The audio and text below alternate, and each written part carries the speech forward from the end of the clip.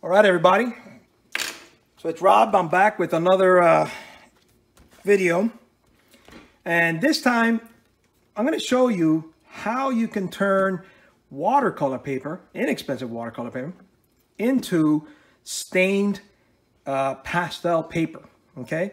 So in the previous video, I had showed you how to stain paper. So now you got this watercolor paper, and in there you'll see the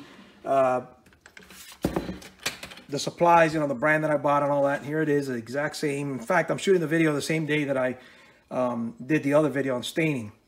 I already had all this crap out, so I figured, why put everything away? Just keep filming.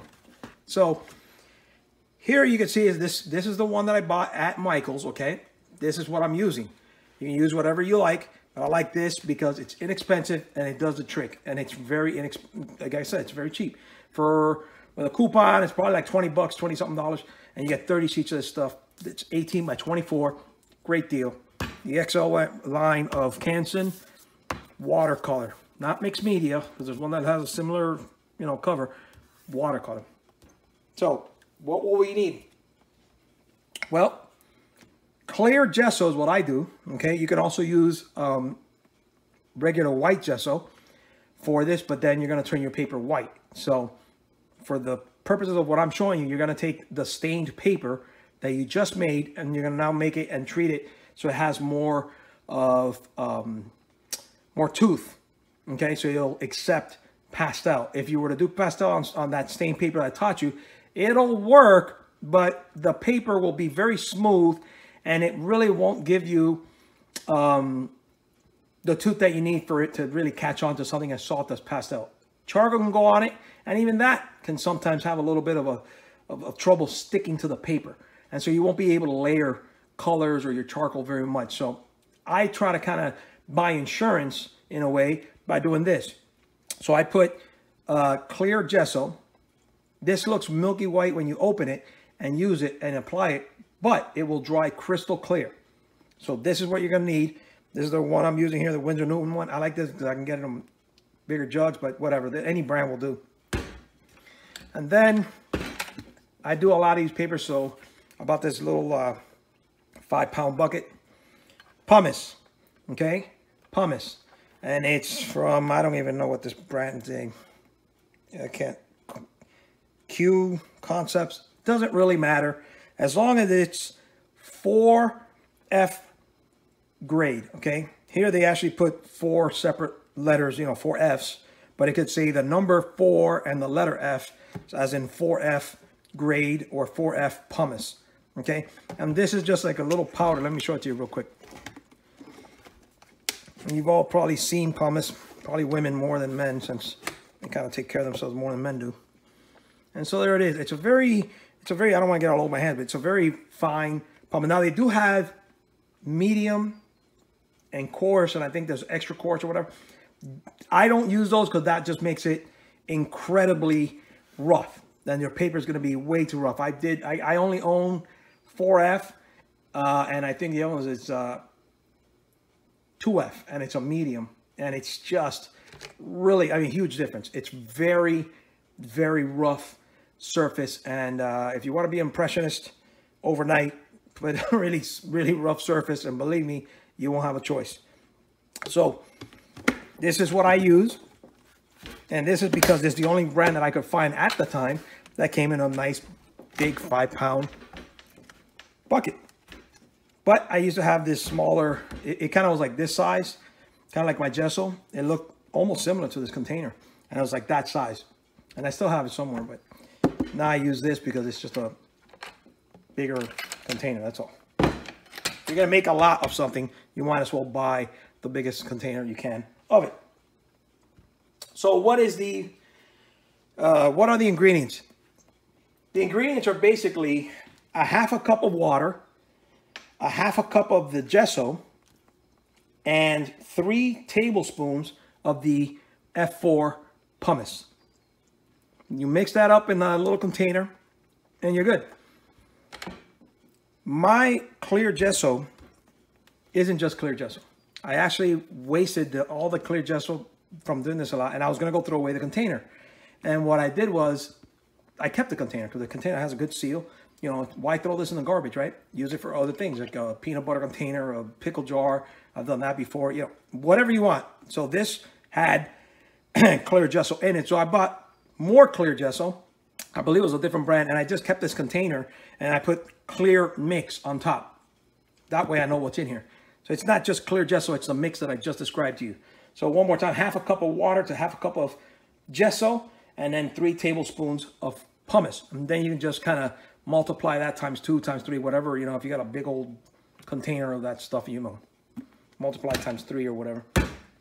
Okay, so that's kind of like really easy to make, so I'm not going to sit here and start mixing for you. You heard the ingredients, now you know what to buy. Doesn't matter what brand, just get it.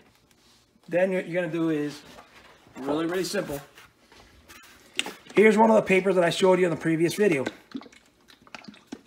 I know it's a video, so you can't tell, but it's very slick, very, very smooth. And so for that reason, it will be tough for me to go into this with charcoal and have the charcoal. I'm sorry if in the background you hear something like slushing around. That's me shaking the little jug of clear gesso, so the pumice that I put in here kind of mixes around. So make sure you do that every time you're going to go use this. Make sure you move it around for a few minutes just to make sure the pumice doesn't settle at the bottom, okay, because it is an aggregate. So this paper is very smooth. So what I need to do is I'm going to add, and this is what I did so you guys understand. This is what I did to when I was explaining that one portrait of the girl with the dark hair with a funky background, okay? And it was a series, a 4-part series. This is exactly what I did. The only difference being that I drew her first, right? Got a nice line drawing, erase mistakes, whatever. Then I spray fix it just so my gesso doesn't smear all the charcoal lines, okay? So that's the only difference from what I'm going to show you now and from what I did in that drawing.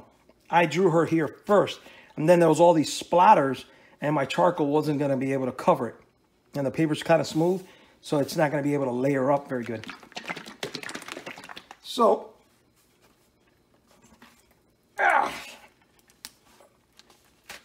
wow. Off camera, I'm breathing hard because, man, this thing had a hell of a tight lid. I don't put it on very tight, but here's a really good tip. Look, I'm going to clean it off, show it to you. See that? Those little white flakes came off the edges of the inside of my lid. Let me wipe that off and blame it on my kids. That way my wife won't yell at me. So, clean that off. So yeah, keep, here's a tip. The last time I used it, I forgot to do it. Clean the inside of your lid, you know, where the little grooves are. And then the outside of the grooves here, okay?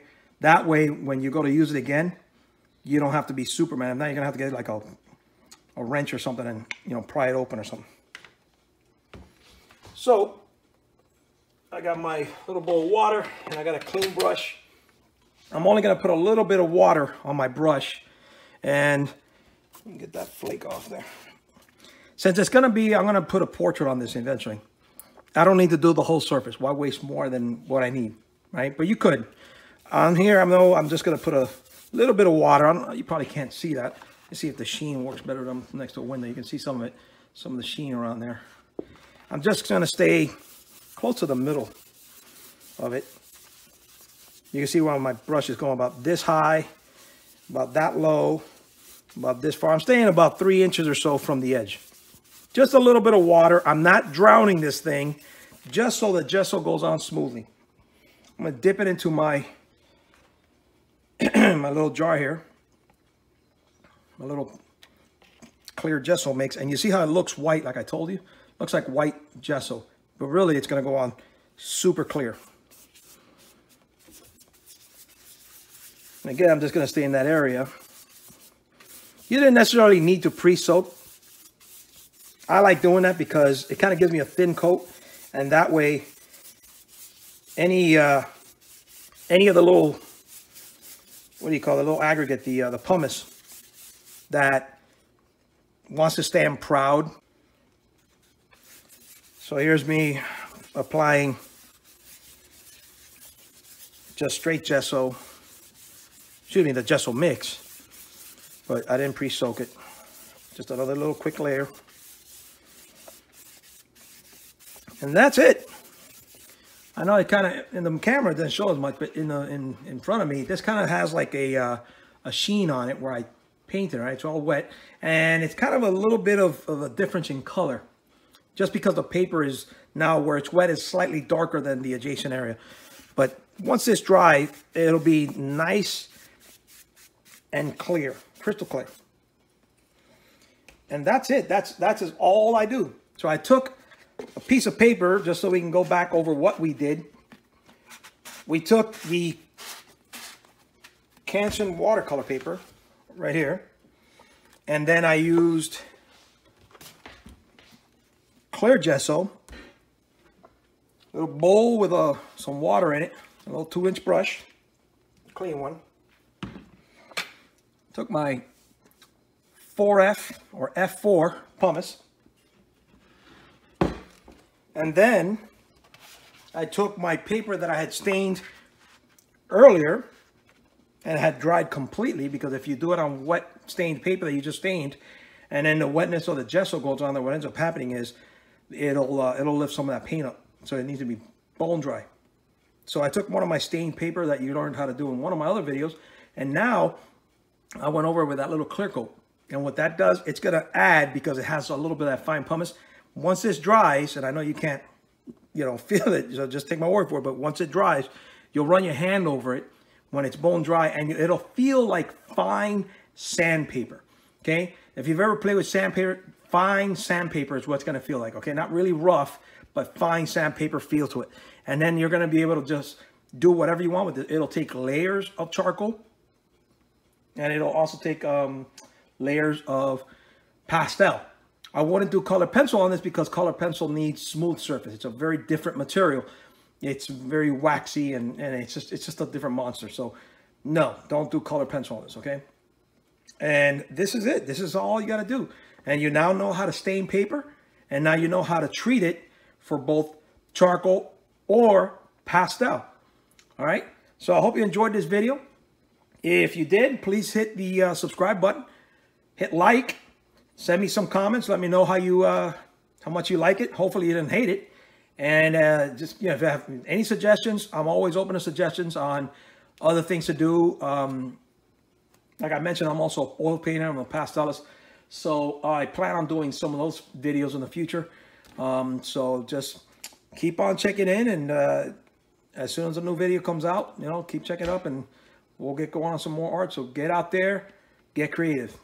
Take care.